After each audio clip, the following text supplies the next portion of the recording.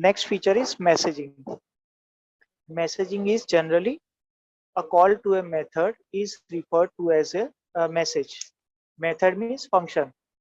Means when one function is called, it is called a message. And all method calls are handled by objects that recognize the method. For example, in our program, there are two classes. For example, time and person. Two classes are there, and inside time and person there are different objects.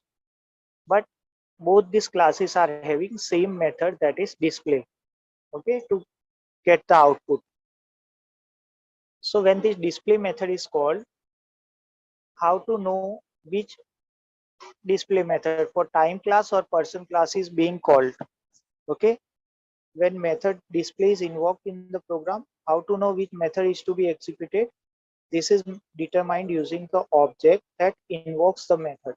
For example, if any object from time class is invoking this display method, at that time display method which is assigned to time class will be called. And when any object of person class invokes this message, at that time, when any object of person class invokes this method display, at that time we should know that display method which is defined in person class is being called. Now next is polymorphism. Polymorphism simply means many forms. For example, in object oriented programming, it supports more than one method having same name. That means one function with same name at more than one place, but different signatures in a single class, and this feature is known as function or method overloading.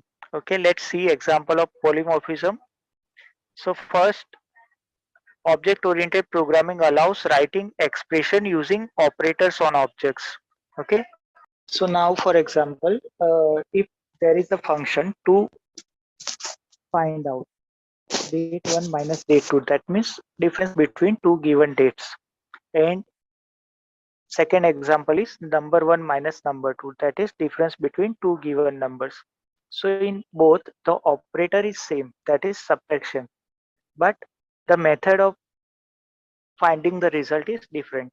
So here with same function we are doing calculation differently. So this is called operator overloading.